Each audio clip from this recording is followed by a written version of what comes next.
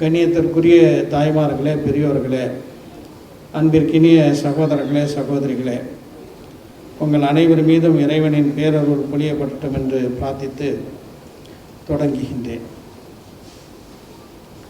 கல்லிடைக்குறிச்சி,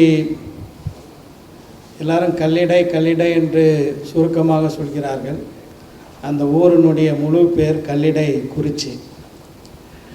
கல்லிடைக்குறிச்சியில் பிறந்த நம்முடைய கவிஞர் ஷேக்ஸ்பியர் அவர்கள் ஒரு பக்கம் இலக்கிய உலகில் மிக உயர்ந்த நிலையிலே இருக்கின்றார். அதேபோன்று தேசப்பற்று கொண்டு ஒரு சிறந்த விடுதலை போராட்ட வீரராகவும் விளங்கி இருக்கிறார். இலக்கியங்கிறது ஒரு கலையாகும். தமிழ்நாட்டின் பண்பாட்டு வளர்ச்சியில் தமிழக முஸ்லீம் அறிஞர்களுடைய பங்களிப்பு மிகப்பெரியது. யாதும் ஊரே யாவரும் கேளீர், ஒன்றே குலம் ஒருவனே தேவன், பிறப்புக்கும் எல்லா உயிருக்கும் என்றெல்லாம் பாடி பரவசமடைந்த தமிழ் பண்பாட்டிற்கும் இஸ்லாமிய சமய நெறிக்கும் இடையில் நெருங்கிய தொடர்பு இருக்கின்றது. தமிழ் இலக்கிய மரபில் நின்று மாறுபடாமல் இஸ்லாமிய சிந்தனைகளையும் செய்திகளையும் அருஞ்சோவையாக பெருங்காப்பியங்களையும் தமிழ் கூறும் நல்லறிஞர்கள் வாரி வாரி வழங்கியிருக்கிறார்கள். ஆண்கள் மட்டுமின்றி பெண் கவிஞர் முஸ்லிம் பெண்கள் எழுத்தாளர்களும் மிக சிறப்பான பங்களிப்பை செய்திருக்கிறார்கள். தமிழ்நாட்டை பொறுத்தவரை தமிழ்நாட்டு முஸ்லீம்களை பொறுத்த வரைக்கும் தமிழ் எங்கள் மொழி, இஸ்லாம் எங்கள் வழி என்பதை வாழ்வியலாக நிரூபித்து வருகிறார்கள். எம்மதத்தினரும் ஒற்றுமையுடன் தமிழ்நாட்டில் தமிழ் மொழியினை பேணி போற்றி வருகின்றனர் என்பது வரலாற்று சான்றாக இருக்கின்றது. தமிழ் மொழிக்கும் தொன்மைக்கும் அணி சேர்க்கும் விதமாக வாழ்ந்தவர் கல்லிடக்குறிச்சி கவிஞர் ஷேக்ஸ்பியர் அவர்கள்.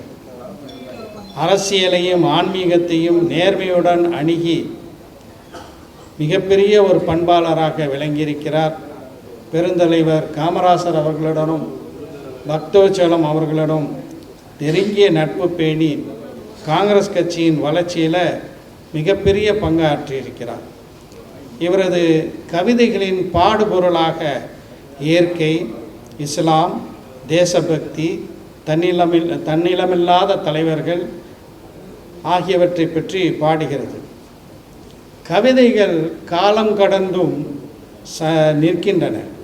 சங்க இலக்கியம் இன்றும் இனிப்பதற்கு காரணம் அவை மரபு கவிதைகளாகும்.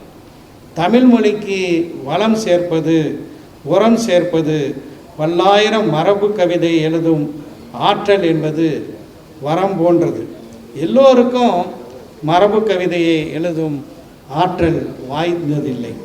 ஆனால் நம்முடைய கல்லிடைக்குறிச்சி ஷேக்ஸ்பியர் அவர்களுக்கு மரபு கவிதை வடிக்கும் ஆற்றல் நன்கு தெரிந்த காரணத்தினால் மரபு கவிதைகளில் இந்த நூலை பொறுத்த வரைக்கும் அவர் சொற்சிலம்பம் ஆடியிருக்கிறார் என்று சொன்னால் அது மிகையாகாது.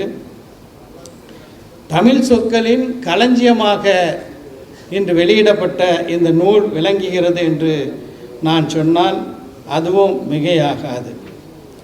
மாடு பற்றி ஒரு கவிதை, அதை எழுதும்போது கவிஞர் சொல்கிறார், ஒன்றன் பெருமையை உணர்ந்தே காங்கிரஸ் உன்னை தேர்தல் சின்னமாய் கொண்டு உயர்ந்தனர் போலும் என்று தான் சார்ந்த காங்கிரஸ் கட்சி குறித்து, ஏனென்றால் காங்கிரஸ் கட்சியினுடைய சின்னமாக ஒரு காலகட்டத்தில் விளங்கியது காளை மாடாக இருக்கின்றது.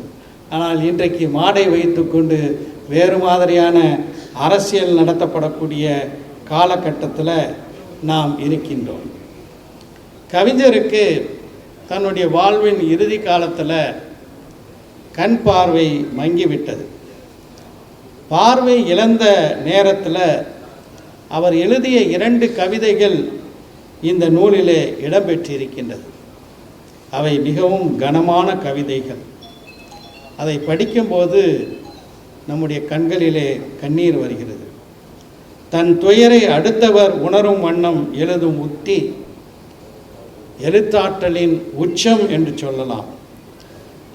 நம்முடைய கல்லிடை கவிஞர் ஷேக்ஸ்பியர் அவர்களுடைய கவிதைகள் குறித்து மாப்போ சிவஞானம் அவர்களும் கவி காமு ஷரீஃப் அவர்களும் இன்ன பிற தமிழறிஞர்களின் வாழ்த்துக்களும் இந்த நூலுக்கு வலு சேர்க்கின்றது. இறைவன் விதித்த கடமைகளில் முதலாவது கடமை தொழுகை. அந்த தொழுகைக்கு பிறகு சிறந்த செயல் பெற்றோருக்கு நன்மை புரிவது.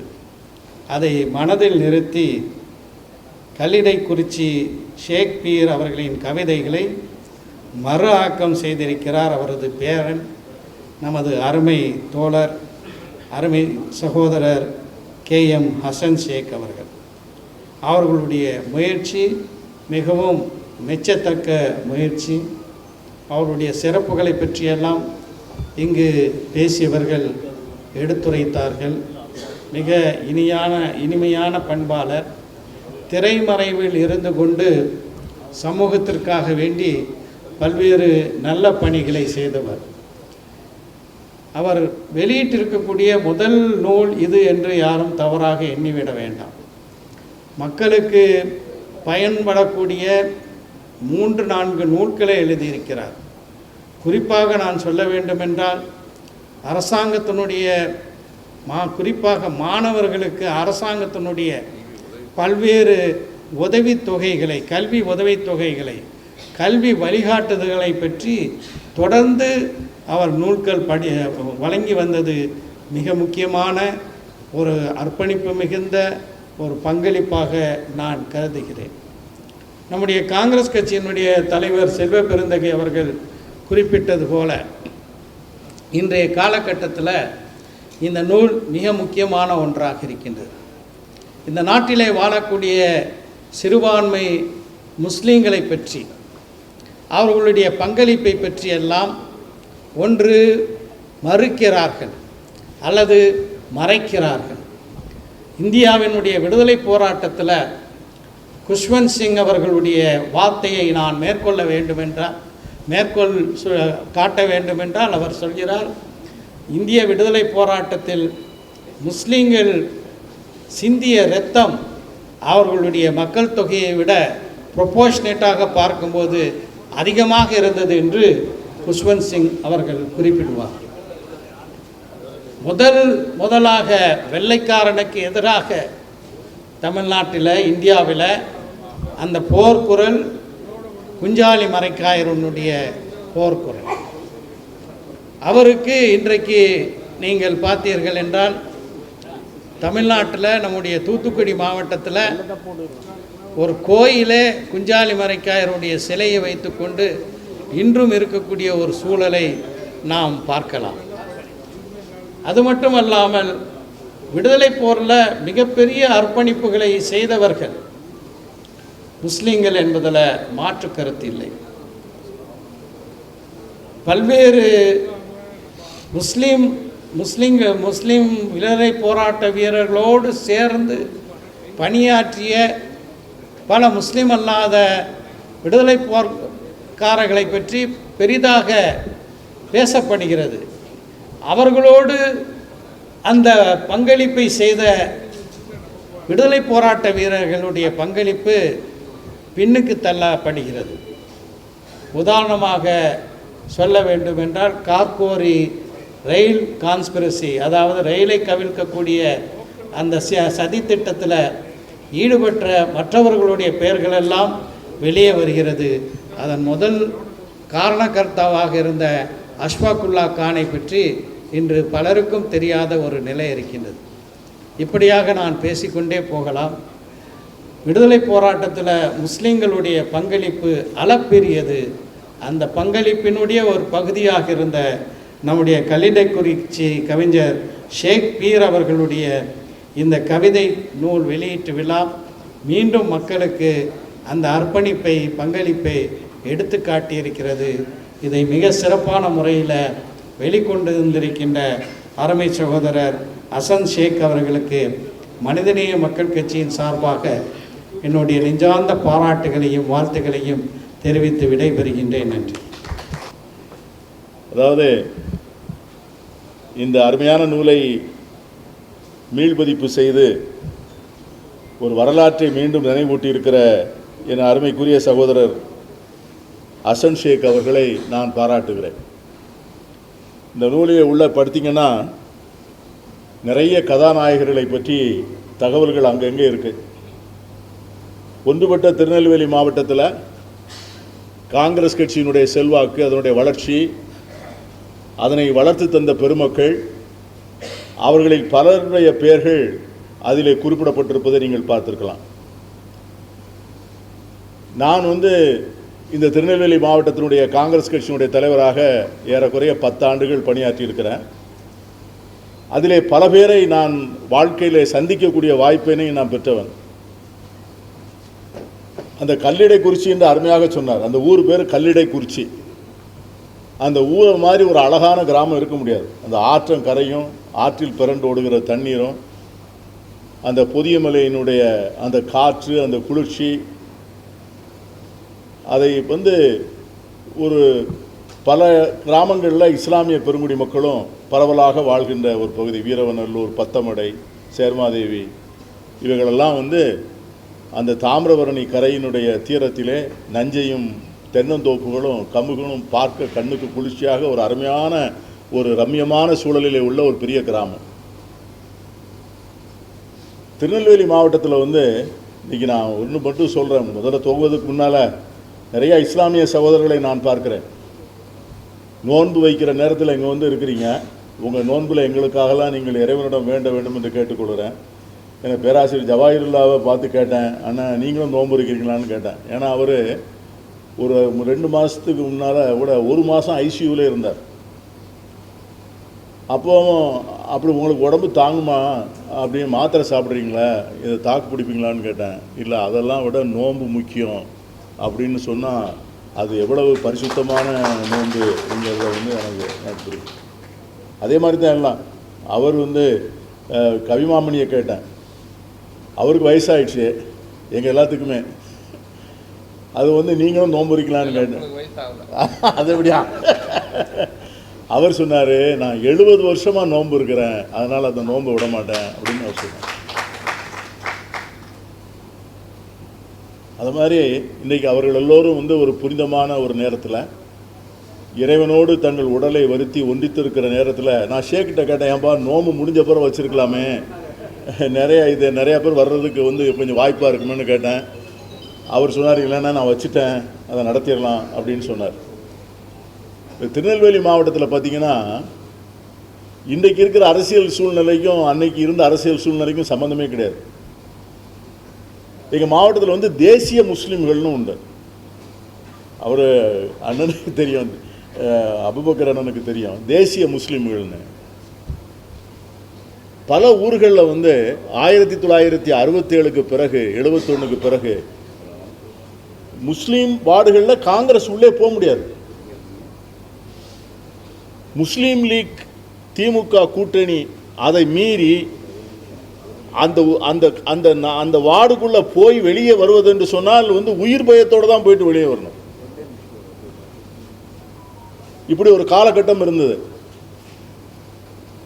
அப்போ எங்களை யார் தைரியமாக நாங்கள் உள்ளே போக முடியாது, எங்களை யார் தைரியமாக கூட்டு போவான்னு சொன்னால், இந்த ஷேக்பீருடைய தாத்தா இருந்தார் பார்த்தீங்களா, அவங்கள மாதிரி இஸ்லாமியர்கள் எங்கள் கைகளை பிடித்து கொண்டு அந்த மூவர்ண கொடியை பிடித்து கொண்டு மகாத்மா காந்திக்கு ஜே என்று அவர்கள் கோஷம் போட்டு கூட்டு போகும்போது எனக்கு உடம்புலாம் புல்லரிக்கும். ஏன்னா அவங்கள அந்த ஊரில் சேர்க்க மாட்டாங்க, ஜமாத்தில் உட்கார வைக்க மாட்டாங்க. ஏன்னா ஜமாத்துங்கிறது ஒரு பவர்ஃபுல் அமைப்பு. காங்கிரஸுக்கு ஓட்டு கேட்டால் மிகப்பெரிய சமூக குற்றம் மாதிரி பார்க்கக்கூடிய ஒரு சூழ்நிலை இருந்தது. ஆனால் அந்த நேரத்தில் பார்த்தீங்கன்னா தேசிய முஸ்லீம்கள் என்று அழைக்கப்படக்கூடியவர்கள், நான் மாவட்ட காங்கிரஸ் கட்சி தலைவராக இருக்கின்ற போது என்னிட்ட பொதுக்குழு, என்னுடைய செயற்குழு உறுப்பினர் யாருன்னு கேட்டிங்கன்னா, பெருந்தலைவர் காமராஜர் அவருடைய அமைச்சராக இருந்த SMA மஜீத் அவர்கள் என்னுடைய செயற்குழு உறுப்பினர். எனக்கு 28 வயசு. அவர் என்னை தலைவர் தான் கூப்பிடுவார் என்னைய. எனக்கு இன்னைக்கு அதெல்லாம் நம்ப முடியல. நான் வந்து ஒரு பழக்க வழக்கத்தில் ஒரு முஸ்லீம் லீக், திமுக, இஸ்லாமிய நண்பர் வீட்டு போயிட்டு வந்தா பேச மாட்டார் என் கூட. ஏன்னு கேட்டீங்கன்னா அந்த கட்சிங்கிறது, இயக்கம் என்பது அவ்வளவு உடன்போட்டு, அந்த உடம்போடு ஒட்டுனது. அதில் எழுதுறாரு பாருங்க, அதாவது ஒரு அருமையான வார்த்தையை எழுதியிருக்கிறாரு. அந்த அவர் எப்படி உணர்வோடு வாழ்ந்தாருங்கிறதுக்காக வேண்டி சொல்றேன். பாடையிலே போனாலும் கதர் ஆடையிலே போக வேண்டும்னு கதை.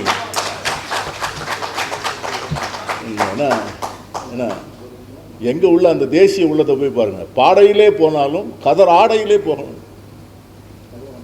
அந்த மாதிரி வந்து உணர்வுள்ள ஆட்கள். இதில் வந்து காலம் மாறி இருக்கிறது. நிறைய வந்து காங்கிரஸ் வந்து இஸ்லாமியர்களிலிருந்து அந்நியப்பட்டதுக்கு பல்வேறு காரணங்களும் உண்டு. நீங்கள் தலைவர் ராகுல் காந்தி அருமையாக பேசியிருக்கிறார், குஜராத்தில் போய் பேசியிருக்கிறார். காங்கிரஸுக்குள்ளே சில RSS மனப்பான்மை உள்ளவர்கள் இருக்கிறார்கள் என்பதை வந்து தலைவர் ராகுல் காந்தி அவர்கள் இன்று மனம் துறந்து வெதும்பி பேசியிருக்கிறார். இன்னைக்கு அதெல்லாம் வந்து பேசி அரசியலாக்க நான் விரும்பலை. ஆனால் இன்றைக்கு வந்து இந்த காலச்சூழலில் இஸ்லாமிய சமூகம் எப்படி நிற்கிறது, அவர்களுக்கு ஏற்பட்டிருக்கிற நெருக்கடி, அவர்களுக்கு இருக்கிற வாழ்வியல் அச்சுறுத்தல், அவர்கள் பண்பாட்டுக்கு இருக்கிற சவால், அவர்கள் வரலாற்றை அழிப்பதற்கான முயற்சி என்பது சாதாரண முயற்சி இல்லை. நேற்று பாருங்க, மகாராஷ்டிராவில் அவுரங்கசீப்புடைய கல்லறையை இடிக்க வேண்டும் என்று பேசுகிறார் அவுரங்காபாத்தில். அதை யார் சொல்றான்னா, மாநிலத்துடைய முதலமைச்சரே சொல்லுகிறார். பட்னாவிஸ் சொல்லுகிறார், அவுரங்கசீப்புடைய கல்லறையை இடிக்க வேண்டும் என்பதுதான் எனக்கும் ஆசை. ஆனால் இந்த காங்கிரஸ்காரர்கள் தப்பு பண்ணிவிட்டாங்க. அதை வந்து ஆர்கியாலஜிக்கல் டிபார்ட்மெண்ட்டில் சேர்த்ததுனால என்னால் பண்ண முடியல. அதை வந்து இனிமேல் அங்கே வந்து தான் பண்ணணும். ஏன்னா ஒவ்வொரு அடுத்த கட்ட போராட்டத்திற்கு அவங்க வந்து they are building the story. இப்போ அவுரங்கசீப் கல்லறை இடிக்கிறதுக்குன்னு ஒரு இயக்கம் நடத்துவாங்க.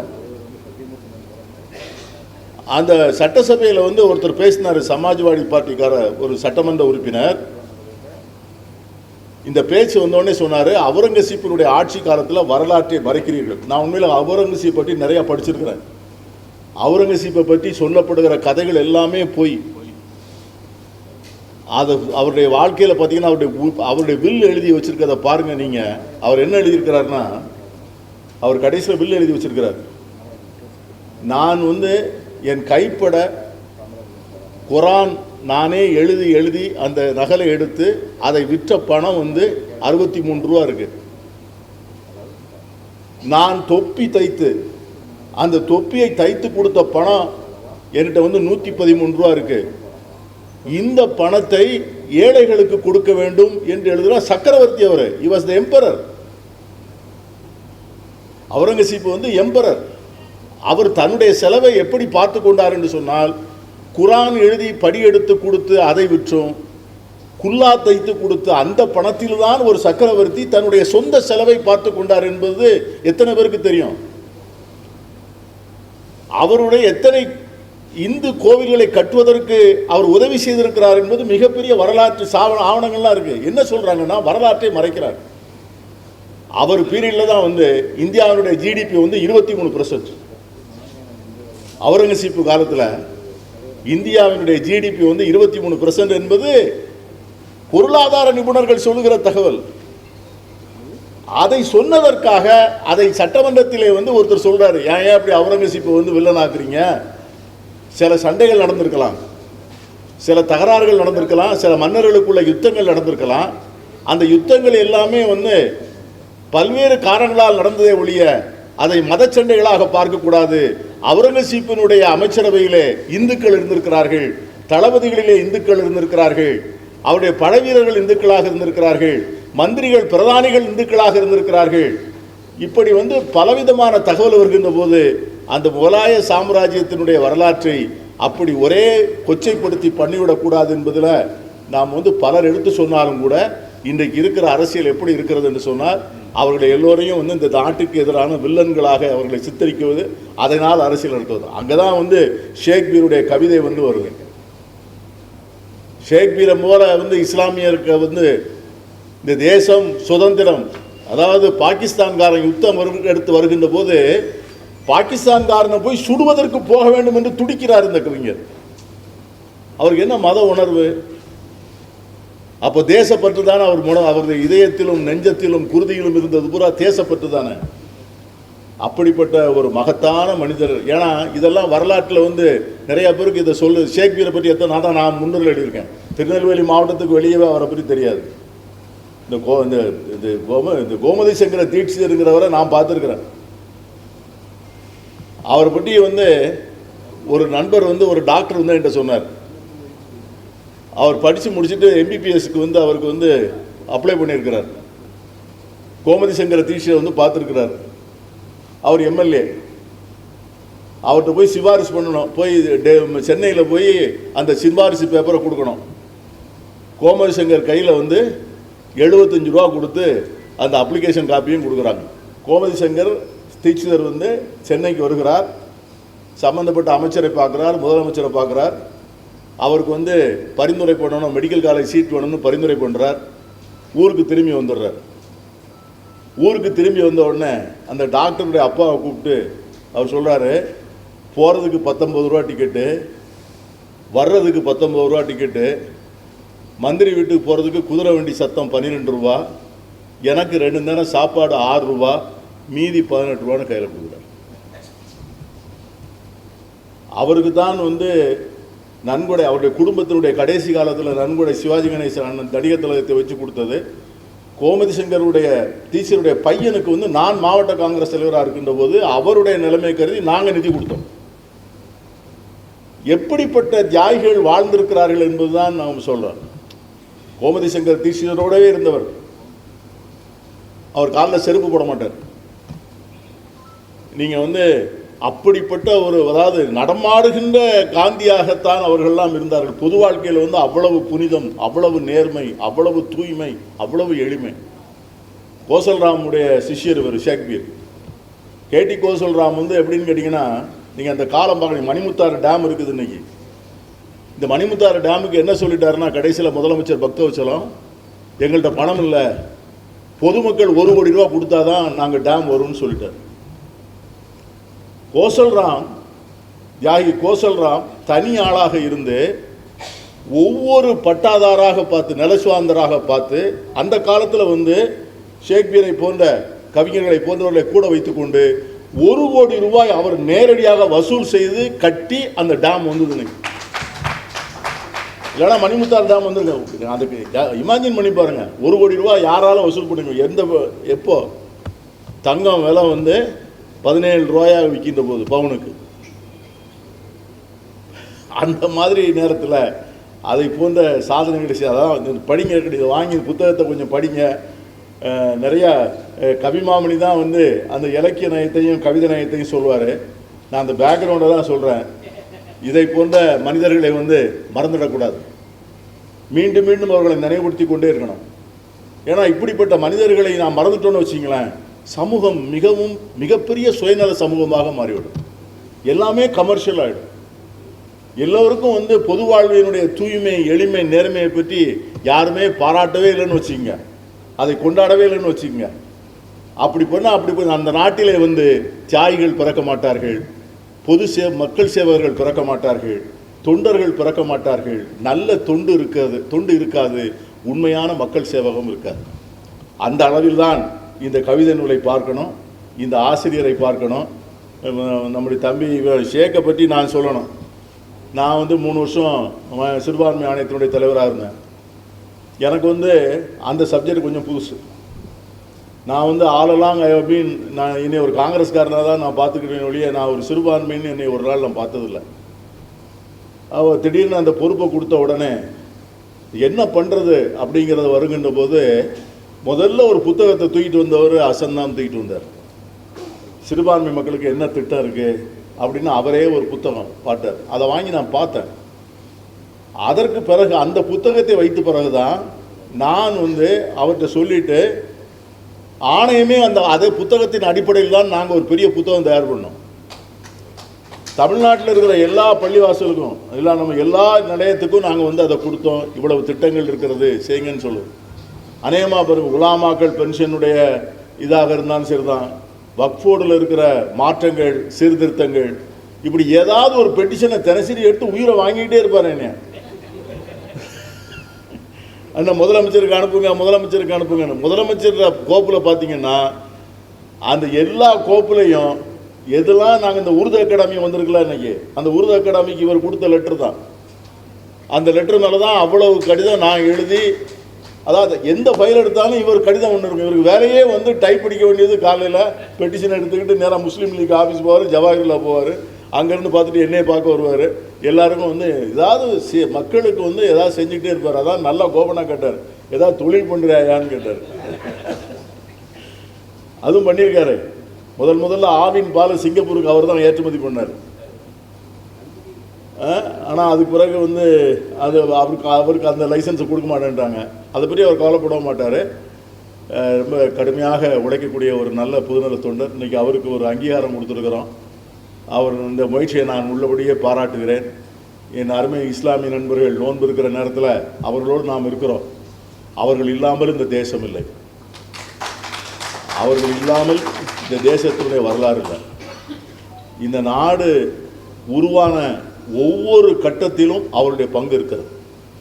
இந்த நாடு எப்படி சமைக்கப்பட்டது, இந்த நாடு எந்த விதமான பார்வையோடு இந்த நாடு உருவாக்கப்பட்டது, மௌலானா அபுல் கலாம் ஆசாத் அவர்களை போன்ற மிகப்பெரிய சிந்தனையாளர்கள், தொலைநோக்கு பார்வை, இன்றைக்கி IIT, IAM, Lalit Kala Akademi, Sahitya Akademi, Indian institute of science என்றெல்லாம் சொல்லுகிறோம் அல்லவா, இது அனைத்தையும் உருவாக்கி கொடுத்தவர் மௌலானா அபுல் கலாம் ஆசாத் அவர்கள் தான்.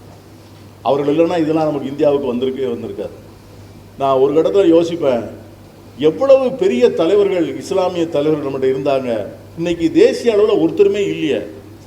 டாக்டர் ஜாகிர் ஹுசேன், ஃபக்ருதீன் அலி அஹமட், மோஷினா கித்வாய், இப்படி வந்து சொல்லிக்கொண்டே போகலாம் அவருடைய பேர்களை. குர்ஷித் ஆலம் கான். இன்னைக்கு வந்து எங்கே போனாங்க இந்த சமூகத்தில் இந்த தலைவர்கள்? ஏன்னா அந்த சமூகம் இன்று தனக்குள்ளே நொறுங்கி போய் கிடக்கிறது. ஒரு சமூகத்துக்கு ஏற்படக்கூடிய மிகப்பெரிய கொடுமை என்ன கொடுமை? தான் பிறந்த மண்ணில், தான் உருவாக்கிய மண்ணில், தான் உயிரை கொடுத்து வளர்த்த மண்ணிலே தன்னை அந்நியராக ஒருவர் சொல்லுகின்ற போது அதை விட மனத்துயரம் வேறு என்ன இருக்க முடியும்? அப்படிப்பட்ட ஒரு பெரிய செக்ஷன் இருக்கிறது நாட்டுக்கு நல்லதா? இதை வந்து யார் சிந்திக்க வேண்டும்? அவர்கள் வந்து இதை எடுத்து இதற்கான தீர்வை பார்க்க முடியாது. இதற்காக மற்றவர்கள் எழுந்து நின்று அவர்கள் கைகளை தூக்கி அவர்களுக்கு ஆறுதல் சொல்லி அவரோடு நாம் நிற்கிறோம் என்று சொல்லக்கூடிய நேரம்தான் இன்னைக்கு இந்தியாவுக்கு வந்திருக்கிற நேரம். அதில் எந்த இழப்பு வந்தாலும் காங்கிரஸ் அதற்கு தயாராக இருக்கிறது என்பதுதான் தலைவர் ராகுல் காந்தி அவர்களுடைய செய்தி. அதில் வந்து அவருக்கு காம்ப்ரமைஸே இல்லை. அதனால் என்ன இழப்பையும் சந்திக்கலாம். அந்த உண்மையான வரலாறு, உண்மையான ஜனநாயகம், உண்மையான மக்களாட்சி தத்துவத்தோடு இருப்பதற்கும் சிறுபான்மை மக்களுடைய உரிமைகளை கொண்டாடுவதற்கும் காங்கிரஸ் கட்சி தயாராக இருக்கிறது.